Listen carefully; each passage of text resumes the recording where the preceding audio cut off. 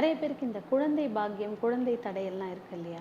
இது இந்த 11ஆம் இடம் குரு வந்து குடுக்கறதுக்கு வாய்ப்புகள் இருக்கு. தாராளமா குடுக்கும். குழந்தைக்கும் இதுக்கும் சம்மந்தமே இல்ல. அவங்களுக்கு புத்திர ஸ்தானாதிபதி யாரு அப்படிங்கிறது தான் பார்க்கணும். இப்ப புத்திர ஸ்தானத்தையே குரு பார்த்துடுறாரே!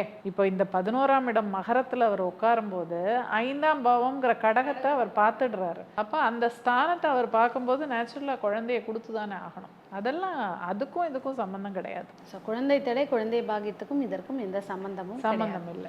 அது இதுக்கு ஏதாவது வழிகள் பரிகாரம் சொல்லுங்க. குருமார்கள்லாம் இருப்பாங்க இல்லையா? அவங்களுக்கு வந்து மரியாதை செலுத்துறது, அப்பப்போ குருமார்கள போய் பார்க்கறது, அவங்களுக்கு பண்ண வேண்டிய சேவை, குருமார்களுக்கு போய் சர்வீஸ் பண்றது. ஜெம்ஸ்டோன்ஸ் வந்து எல்லாருக்குமே நம்ம சொல்ல முடியாது. சில இடங்கள்ல அதுல சிக்கலும் இருக்கு. ஆனாலும் இந்த மீன லக்னத்துக்கு 1 10 தான். அதனால வேணும்னா போட்டுக்கலாம். கனக புஷ்பராகம்னு சொல்றாங்க இல்லையா? அந்த ஜெம்ஸ்டோன் போட்டுக்கலாம். அது அவங்களுக்கு நன்மையை கொடுக்கும். அந்த எனர்ஜியை வந்து பூஸ்ட் பண்ணும். குரு அப்படின்னாலே மகான்கள் அப்படின்னு சொல்றோம் இல்லையா? அந்த ராகவேந்திர சுவாமி குரு மாதிரி இருக்கிற மகான்கள் அவங்களுக்கெல்லாம் போய் உங்க வர்ஷிப் பண்ணலாம்.